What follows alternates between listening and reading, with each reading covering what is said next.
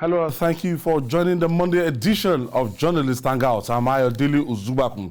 Today on the program, bandits kidnap students in fresh attack on school in Kaduna as gunmen storm Zaria Hospital, abduct nurses, babies and guards. And later on the show, Southern Governors Forum insists on zoning of 2023 presidency to the south. I'll be hanging out with Babajide Kolade Otitoju and Chiawo Lamboke Wankwo. So if you're ready, let the hangout start now.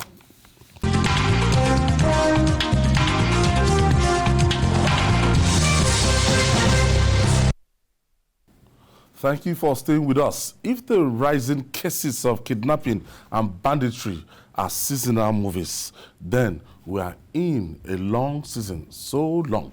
Now, in a fresh attack, bandits stormed Shahid district and outskirts of Zaria in Kaduna State and abducted babies.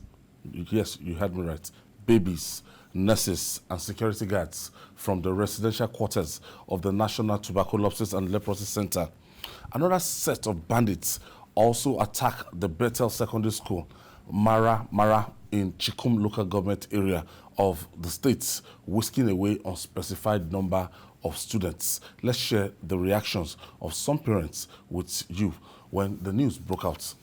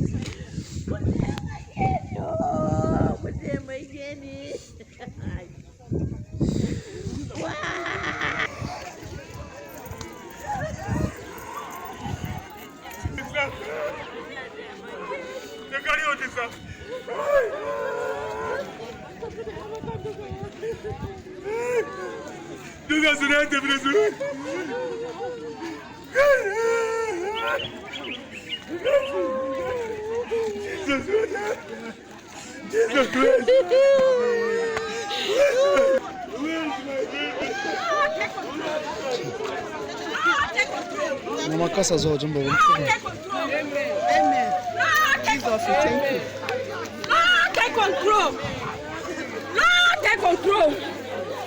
Lord, take control.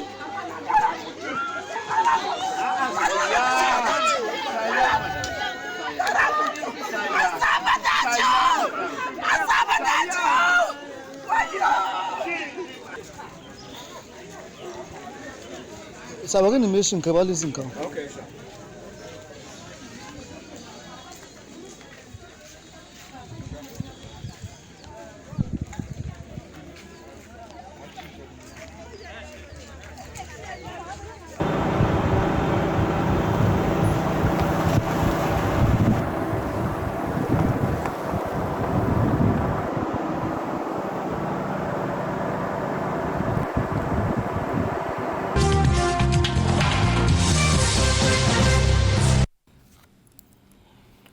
Not a very good sight today, Babajide. We are in a very unpredictable time, and nothing can be so ridiculous when you are saying that the bandits went after babies. As of last week, when you came back, you know what he told me that was happening in the hospital. And now babies, to do what? I'm sure when I told you, you found it difficult. I was processing it. I couldn't. There were people that I told who said, no, this can't be true. Because in our country, sometimes when we are talking about the state of insecurity, some people think that we are exaggerating.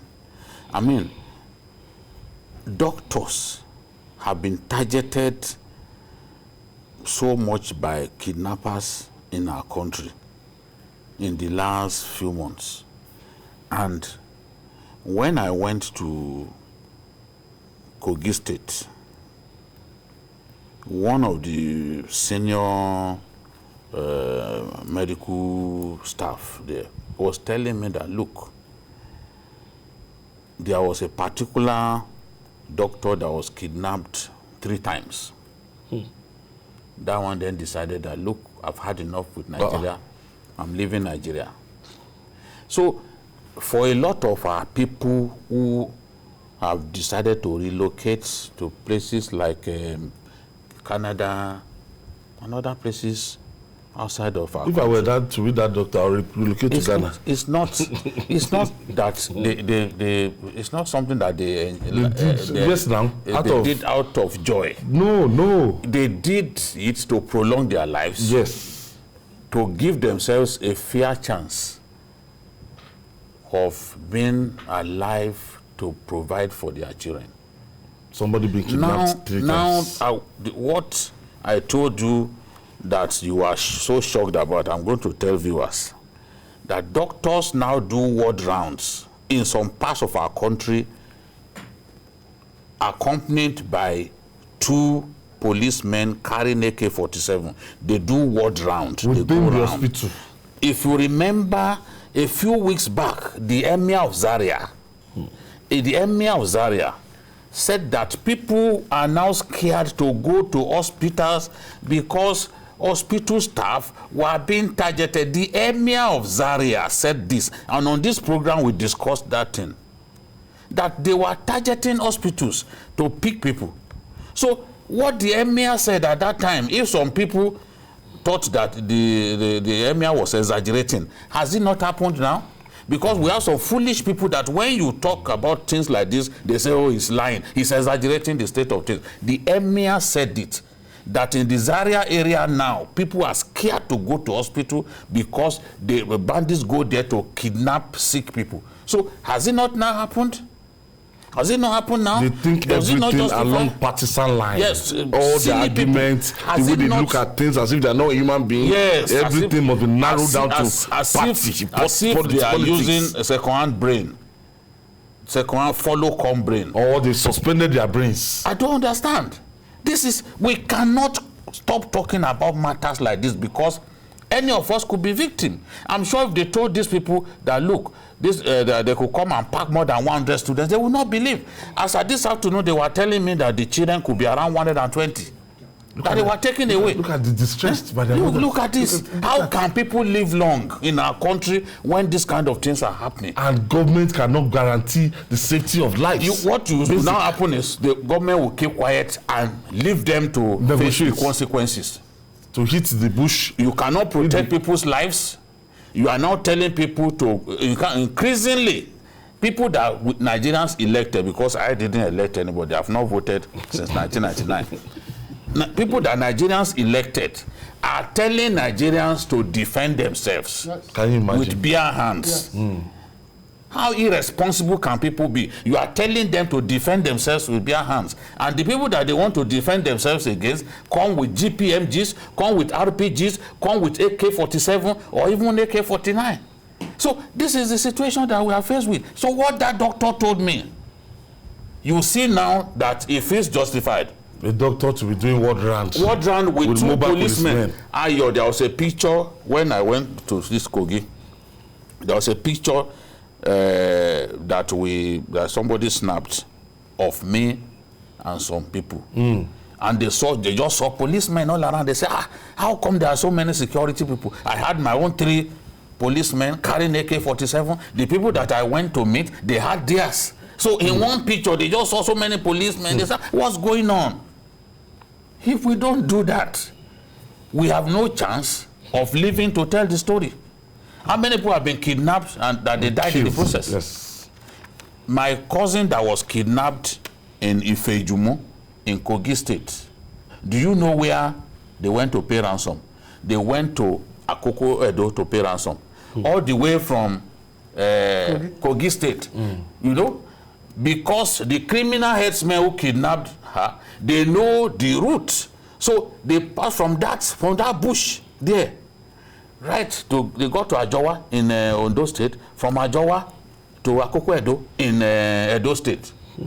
And they were walking for 9 days. Imagine a woman in her 50s being made to walk for 9 days. This is what we are going through in our country.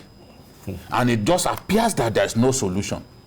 Today, this same today, they went they wanted to overrun Bishop Oyedepo's school. Also, this Chikun local government in Kaduna State, probably the most unsafe local government in our country. They went there. It was the military that pushed them back. Maybe we will have been telling another story. Chawo, yeah. We have a situation that in our hand, and this situation is so very worrisome to the extent that you can liken this to a failing state. Absolutely. If you watch the clip we just watched, the grief-stricken faces there, if we are to be any one of them, I wonder what would make you feel proud as a Nigerian. Oh.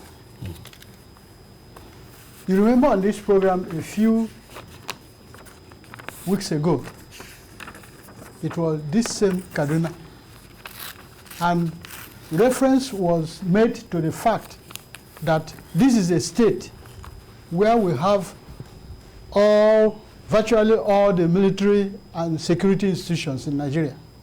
That's supposed to be a fortress. Oh. Yet you see this kind of thing happening on a regular basis. You begin to ask yourself the question, why Kaduna? Why Kaduna? Why is it always Kaduna? It seems to me that there is something that the nation is not getting right. And we have to identify it if it has not been identified. Because you cannot have a nation descend so low to this level where, you know, human beings are being treated like animals. And the state apparently has resigned itself to fate. No solution, you know, appears to be, you know, around. There is a report, Ayo, on World Internal Security and Police Index that x-rayed, you know, security and capacity of the police in 127 countries across the world. Nigeria came last. Last out of 127 countries across the world.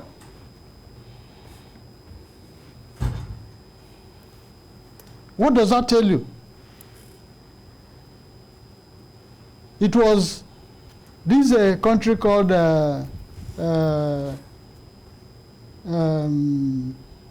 Namibia that came first. Rwanda came second, and Nigeria came third among African countries. But globally, Nigeria came last. Last. On the table. Even Somalia is ahead of us. Yes. You know, so these are the issues. Nigeria has identified the fact that there are vast territories that are outside the control of the state. Yes. Ungoverned spaces. Ungoverned spaces. So many of them. And there are so many, you know, bush areas in these forests, in these areas. We don't have anything like forest rangers, you know, as to go and, you know, monitor where these people are. Control, yes. Take control. But you find out that whenever these people, you know, gather these victims, that's where they take them. you know, they take them to these places. Like And when they demand ransom, the likes of Gumi and all those that come around to look for how to get them out, it is at that time that the state or these actors, you know, will now know where they are. Julie, let me take a cue from what happened in Kaduna the last time. The governor has made it clear that he's not going to engage the bandits, he's not going to pay ransom. Mr. Lai Mohammed, the Minister of Information, at a point in time, told us that kidnapping, banditry, and everything is not in the purview of the federal government. Now, that leaves us, these people with the parents, as in, they are the most, if this is happening in Kaduna State now, I don't envy them. That the most unlucky, I don't know how to, because set of people, because unfortunately, because the governor has said it, I won't come to your rescue, I'm not going to pay ransom. So these people they will have to go to the forest, we are not to go and look for him to pay ransom. What we are asking the governor and the federal government is to protect our people. That is the least. That is the least that they can do. You see, Nigerians are very enterprising people. In very difficult times, Nigerians will get by. We said it yesterday. And the standards of our people are not high. Yes. Give them something little, they will praise you. They are not asking for food again. No. You They'll do their own food. They'll do everything. You remember Governor Zulum saying, no, it's not an achievement to pay salary. That salary is a debt. But Nigerians will praise a governor to high heavens. They'll say, oh, he pays as early as 25th of the month. They'll say, alert governor. They will give governor alert. Governor alert.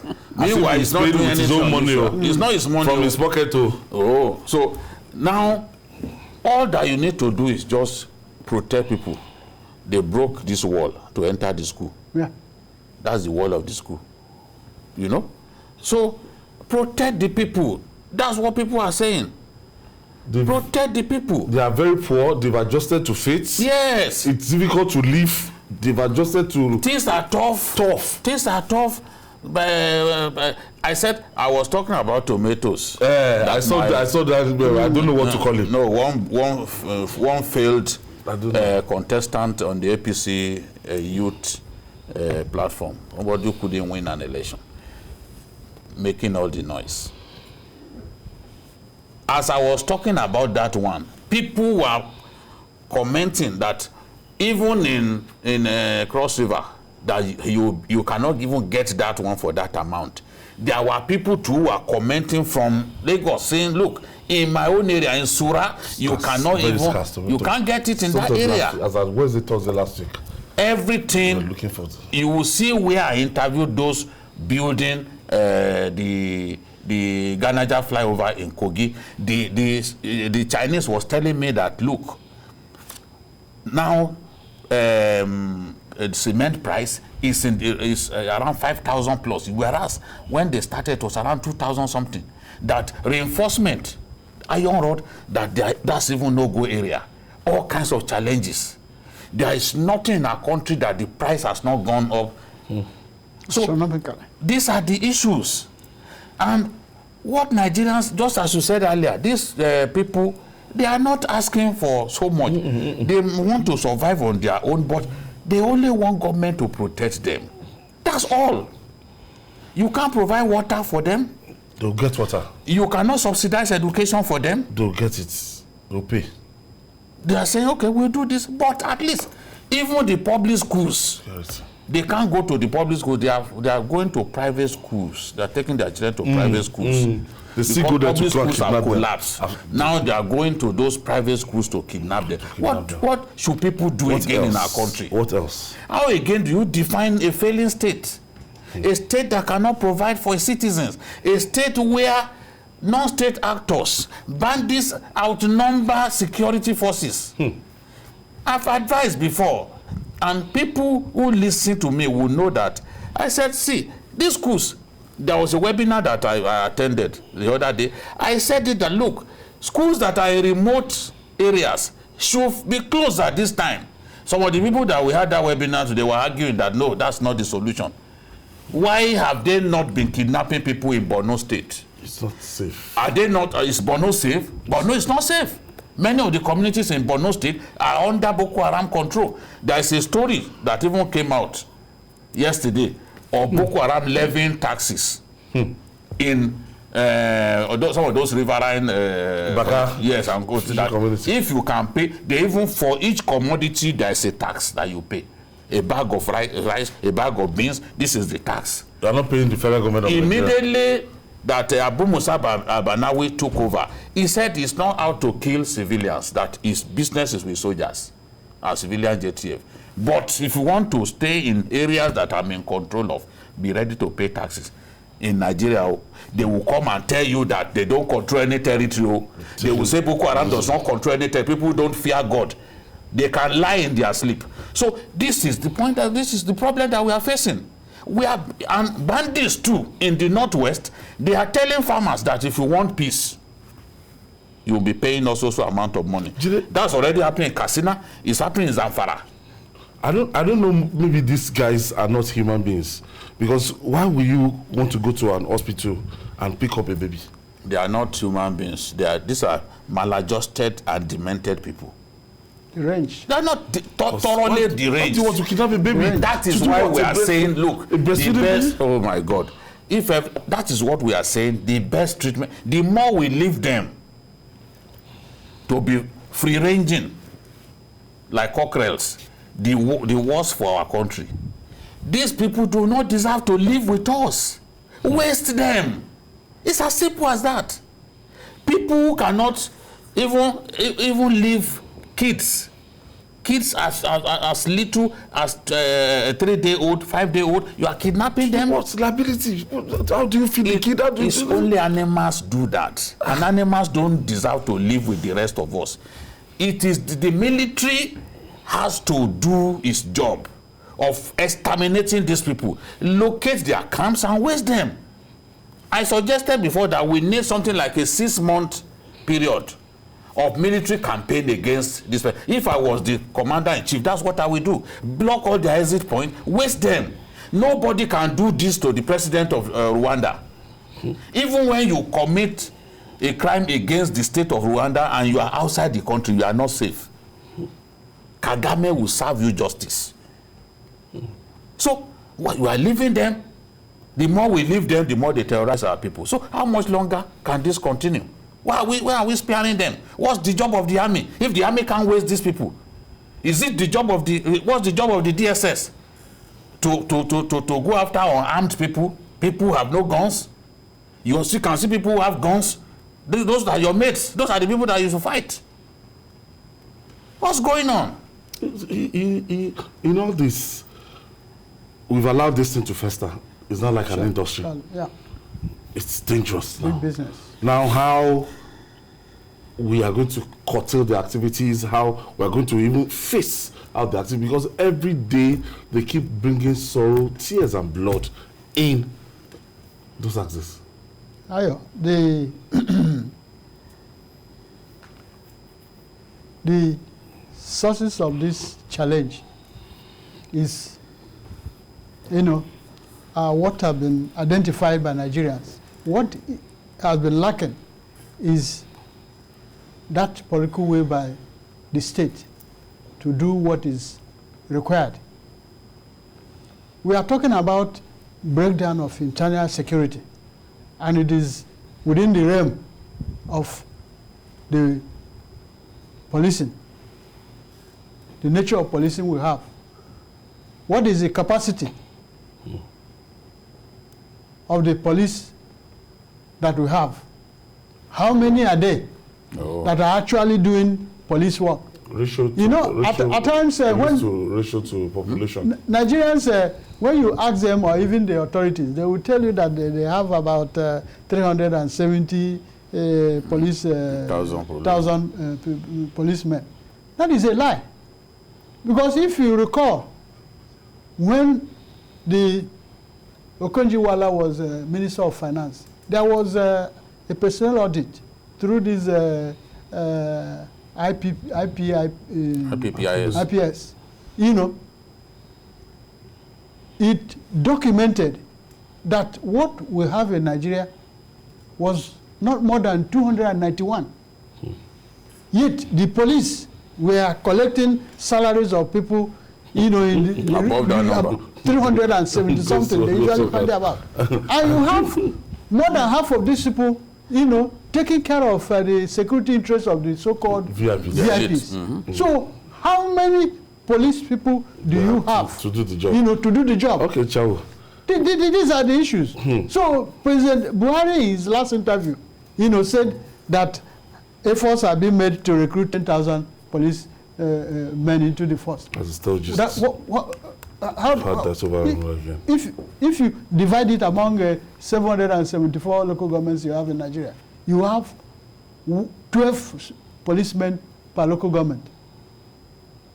Does that solve the problem? If you mount 12 policemen at the gate of one primary school, one school, and the bandits come for kidnapping, they will overwhelm them. Yeah, Chow, that's what happened. I have to go for this break. All right, we'll take this break. When we come back, we'll talk about the meeting of the Southern Governors Forum. We'll be right back after this breather. Please stay with us.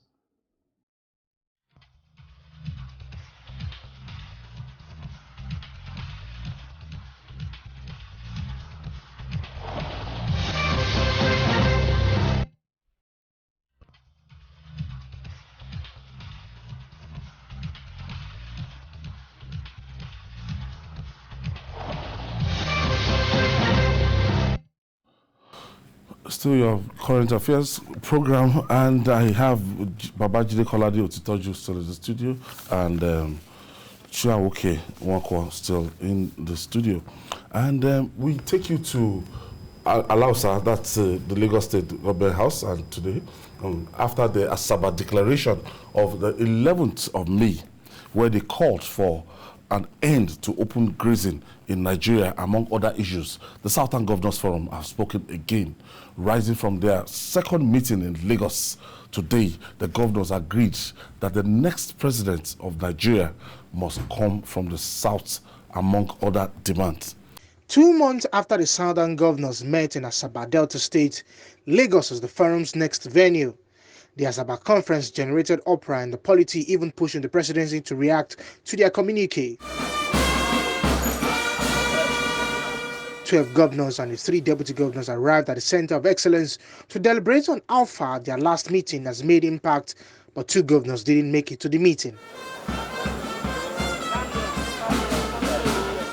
The focus remained security, state police, political inclusion, petroleum, industry bill, and election process. 3 hours after the closed-door meeting, coordinator of the forum, Governor of Ondo State, read the communique. One of the resolutions was the rotation of presidency between the North and the South, and the next president in 2023 must come from the Southern region. The forum reiterates its commitment to the politics of equity, fairness, and unanimously agreed that the presidency of Nigeria be rotated between Southern and Northern Nigeria, and resolve that the next president of Nigeria will emerge from the South. The governors also set 1st of September 2021 as a deadline for the promulgation of anti-open grazing law among all states in the region. The forum set a timeline of Wednesday, the 1st of September 2021 for the promulgation of the anti-grazing law in all its member states. Anti-open grazing law.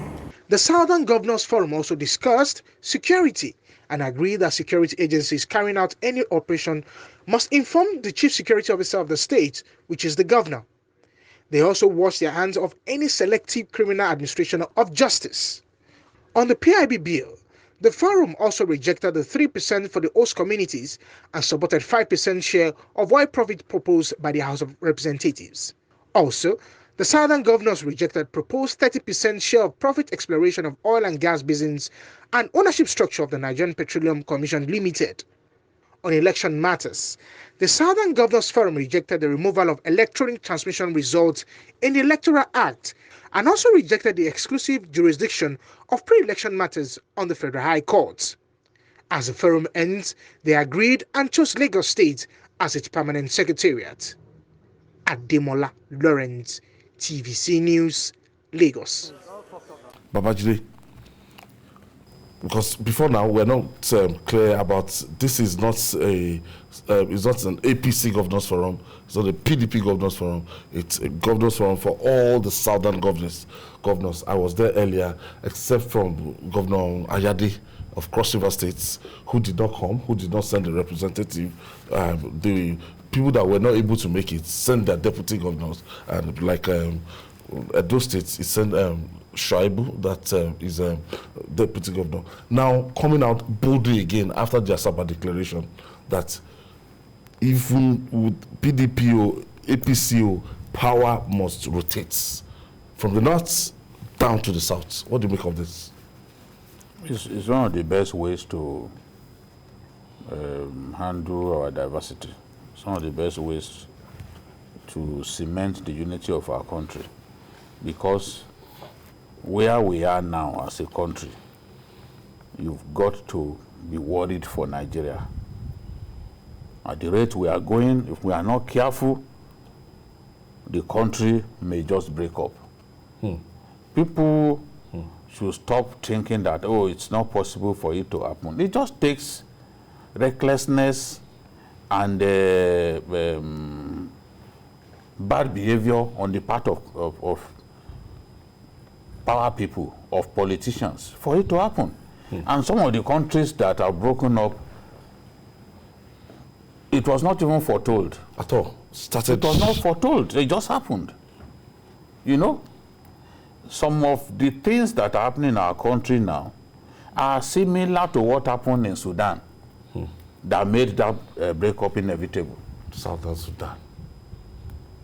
So, the best way to unite our country is to give each of the federating units a reason to believe that, yes, we belong here, we are treated fairly here, and the Nigerian project belongs to everyone. So, you know, it's been speculated all along that at least APC will go to the south this time, but no one can say categorically that the PDP will do the same thing. Now, but for the PDP governors to have joined their APC counterparts in saying, look, power should shift to the north, and to the south. And a lot of people, even from the north, powerful people, they are saying that this is the time. I've heard Kashim Shettima talk about it. I've heard Rufai talk about it. So what are we talking about? In order to ensure national cohesion, this is something that should happen. Every sensible Nigerian should be thinking along that line. Countries have a way that they have designed to ensure power sharing and to ensure that to keep peace internally. Look at what happened in Kenya. After all the bloodletting, they still had to come together. And look, in the interest of our country, no one is bigger than the country. In the interest of our country, in the interest of the good health of our country, this is what we need to do. It happened even when South Africa was coming out of apartheid. This kind of arrangement happened. It doesn't have to be the most popular arrangement, but for balance, for cohesion, for cohesion, peace. Yes. That's how everyone will feel, because we are like a fractured country at this time. Something drastic has to be done about it. I have Elder Dari Adebayo on the line. Thank you for joining us, Elder Dari Adebayo. Yes, good evening. Good evening. Elder Dari Adebayo from Kaduna. All right. Good evening. Good evening. Yeah, can you just step away from your monitor on TV set? Or turn down the volume? Yes, I'm turning it down already. What's the situation now in Kaduna? Yeah, the situation is calm. With respect to the abduction of those students, can you give us some updates? I don't got an update yet, but what we got later was that the parents of the abducted children, blocked the main road. In protest? They protested blocking the road. I think the state government should up their game now as it concerns security. These things have been ongoing.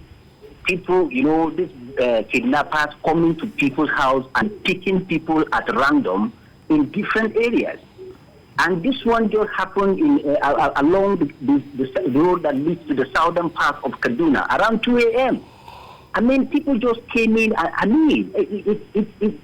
We are no longer safe in our homes.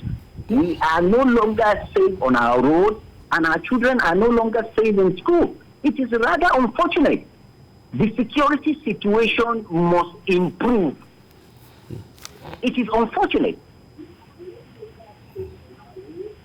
So which local governments are particularly prone to this kind of attacks in Kaduna State?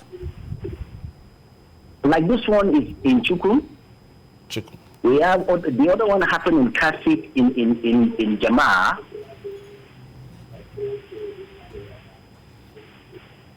Hello, are you still there?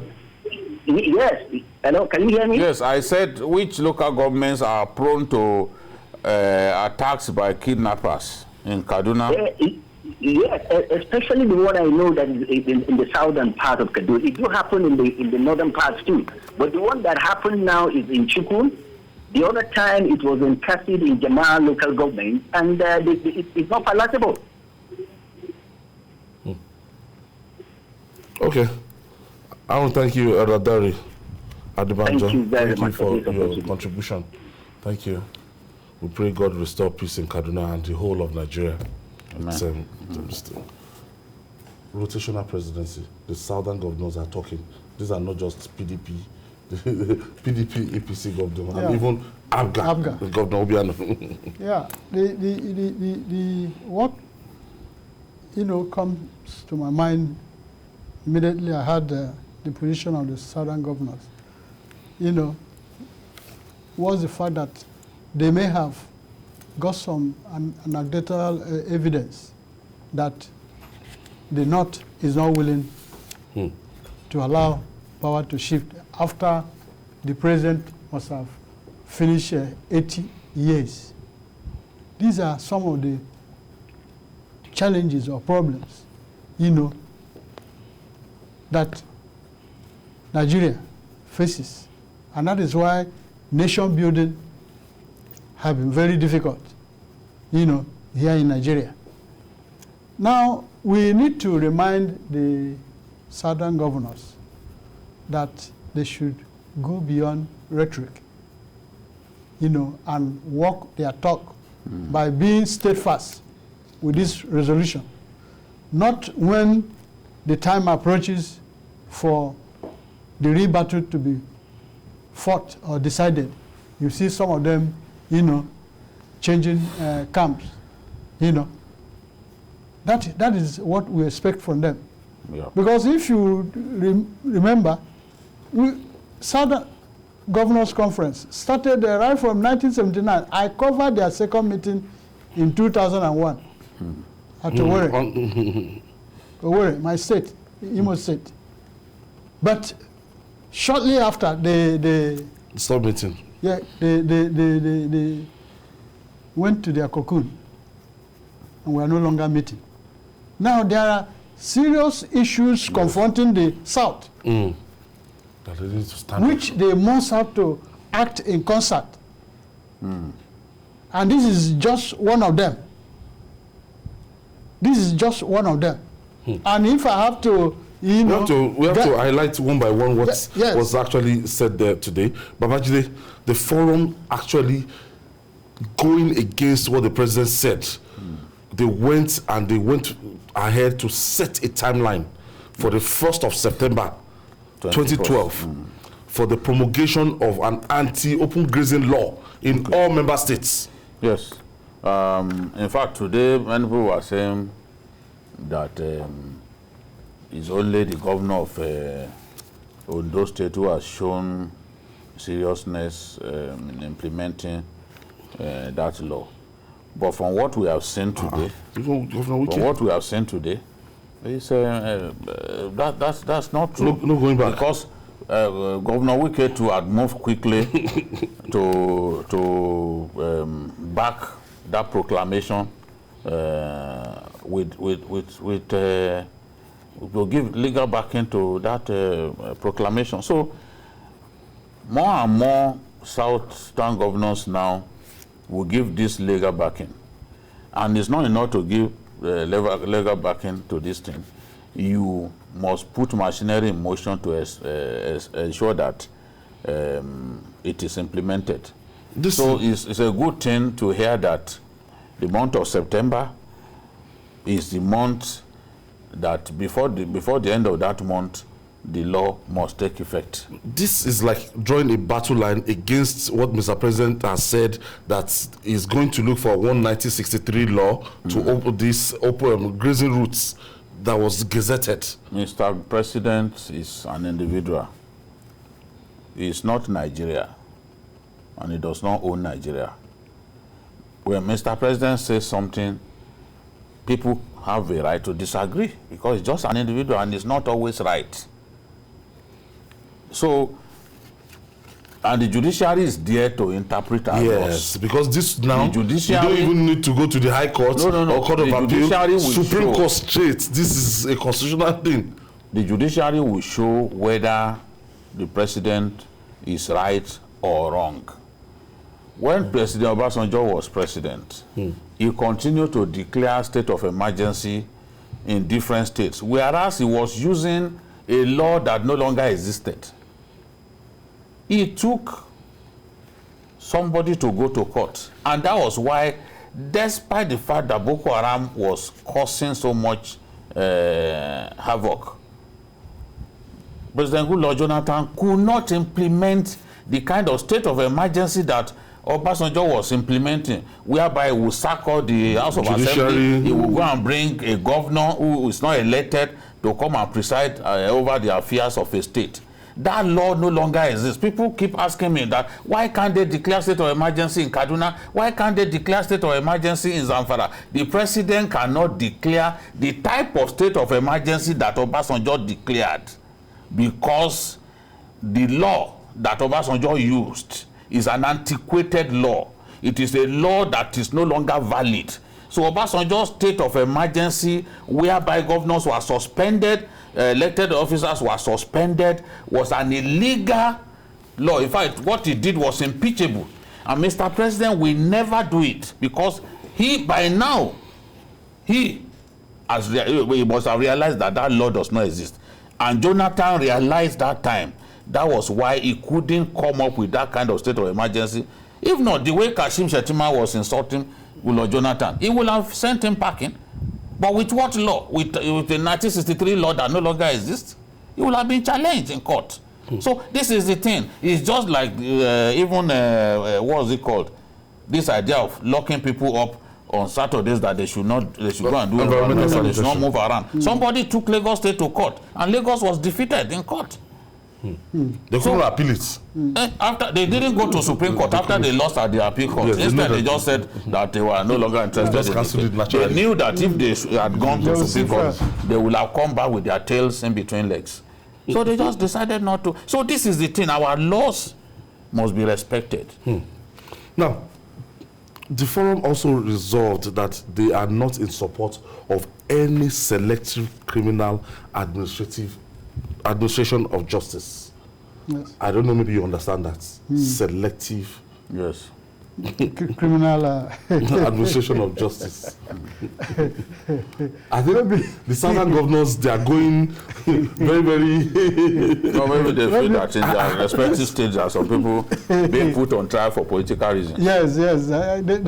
They spoke in tongues, if you ask me, because they were not very clear. They must have people in mind. Yes, what they meant. Maybe they are looking at the Kano case, Igbo's case, you know, because if you look at what is happening, the security agencies are always at their best. Full of energy. You know, whenever you know, they come down south. Come down to southeast, not just says come down south, southeast. You know, when they go to the president's dot in the circle, that is when they are there. They have so much energy. You know, of course, Of course, if the protests we've had in the southwest as regards the self-determination rights, yes, if it had been done in the southeast, they would have crushed a lot of them to death. You know, because that organization is an outlawed organization. You know. So it, even before it was declared as an outlawed agency, they were crushing them to death. If you say southeast is a dot in the circle, I mean somebody showing a lack of knowledge about what the southeast has done in promoting national unity, or even in the creation of Nigeria. Take Zik, for instance. Zik. Zik is there was no nationalist of his generation that towered above Zik, even in terms of contribution to the independence of Nigeria. Zik established 8 newspapers, some cited in Kano, some cited in Warri. Perhaps the only one people know about is the West African pilot. Just devoted for the independence struggle. And at the end of independence, all those newspapers, died simply because he devoted them. They were designed for the struggle. So what kind of, is it? Can you quantify that kind of contribution? Can you? Even the Igbos, invest in national unity by moving to all parts of Nigeria, doing their businesses, building properties, paying their taxes. Yet, no, it's all that represents, in my view, commitment to the Nigerian state. Yes, that's what I'm saying. Committed to a state. You will be afraid to move outside. You won't. There are other places to go. But developing their place. Yes. You see, the problem with some of our people and so-called pseudo-analysts is to view the generality of Igbos in our country as people who support what Kanu is doing. Whereas a lot of them, or majority of them, do not even support this fellow. If, for example, look at someone like Ike Ekweremadu, who was even fighting for his release.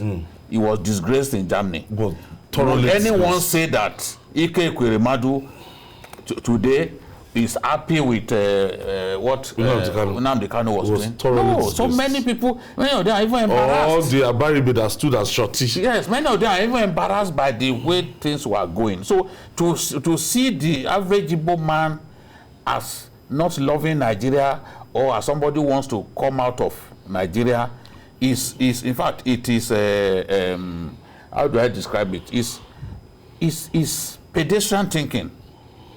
Yes. Because you cannot, where do they go? Where do they go, for example? Yes. The commanding heights of property business in Nigeria is the Igbos in Abuja, for example. Abuja, yes. So where do they go? Even here in Lagos. They won't really list it, Lagos and Abuja. So to see a people, to view a people from the Kano mirror, now the Kano mirror is wrong. They have successful business. Okay, look at the owner of the Airpeace. There was this flight that was going to Abuja. He had to take the microphone and preaching there. Guys, one Nigeria. How do you expect? Look at what he did. Look at the investment to go and evacuate Nigerians. Look at what he did in South Africa. The tragedy of the Nigerian case is the fact that they don't seem to understand history. There are over 100 civil wars that have been fought in this world. But it is only in Nigeria where the civil war was fought and it has not ended. I have Ada is calling us from Jos. Ada from Jos, journalist Hangout. God will bless you, Ada from Jos. Okay, Ada, go ahead, please. My own worry is this. The southern governors, yes, they are meeting, but this meeting is coming 1-2 minutes as far as I'm concerned. What is it that they are talking about that they are not talking about before? All I want is to let them hit the ground running. Let us have state police. The National Assembly should do whatever it can do to have state police. Then the devolution of power and restructuring. Those are the 3 major things for me as far as I'm concerned. Look at what bandits are doing all over the place. Now I'm going to hospitals, kidnapping children and all that, and yet a governor told us that the bandits they are different from IPOB and all the others. That anybody who is comparing them, it's just like they're comparing oranges and apples. No, it's one governor that said so. The governor has even withdrawn his child from school, you know, because of banditry. Thank you, Ada. And yet he doesn't. Thank you for your contribution, Ada. Jide, another point that was made that this governor said no operation should be carried out in their jurisdiction without their knowledge as the chief security officer, if that is what the constitution calls them. If you call them chief security officer, and over a governor's head, you will go and carry out raids that have serious implication for even security in the final analysis. So you can't be treating people like that. When things go wrong, it is still the same governors that you are going to blame. They are going to say, oh, they collect security votes, this and that. Those who accuse them of collecting security votes, they refuse to acknowledge that even the funding of the police is largely done by these governors. Look at what Sanwo-Olu alone in one day came up with. It must have cost billions. Yep. Yet, you will say Sanwo-Olu is collecting security votes. You will say the governor of Imo is collecting security votes that they should use to secure people. They are spending money, a hell of money on funding the police more than federal authorities. We know by Wednesday, Thursday, the National Assembly will make move to amend the Electoral Acts. And they are going to do it before they proceed on that vacation. Now, on election matters, the Southern Governors Forum reject the removal of electronic transmission of results in the Electoral Acts. They reject the exclusive jurisdiction of pre-election matters on the Federal High Court. Yeah. What's the implication of this? Yeah, we've been hearing like rumor, like we said it yesterday. Yes. Now it's something that is almost confirmed that it has been removed from that Electoral Act. It has been in the news. Transmission of electronic. You see, when Jega came in and introduced some, reforms by bringing a card reader and the other one, it helped to improve the integrity of the they are now talking process. about transmission of results. A lot of people have been saying that we should, improve on what Jega left behind. And this issue of electronic now instead of legitimizing it, we want to remove it from the law. So anything that will add to improving the system, the electoral system is welcome. Jide, a quick one from you. Yes, the truth is, if we allow electronic transmission of results, the election rigging and vote stealing by Nigerian politicians will end. At least it happened in Edo State and Ondo State. We just got the results from your polling station. Yes, you have the result. Just enter the server. Because all this stealing that they do, all these things that they do at the level of collation. So it means that you cannot change anything at the level of collation again, because everybody who took part in the election has the result. Wow. So I think tomorrow we are going to I'm sure tomorrow is going to be bigger than this. We're going to elaborate on this. We cannot exhaust it. We cannot allow election rigging to be going on. And I say kudos to the Southern governors. We never have good leaders if we continue to allow election rigging to take for this bold stand. Thank you for your contribution. BQ is back. BQ, thank you. Hope you are going to stay for some time now. I would thank you everyone for watching and everybody at home. And that's our offering today. Join us tomorrow for another episode of the program.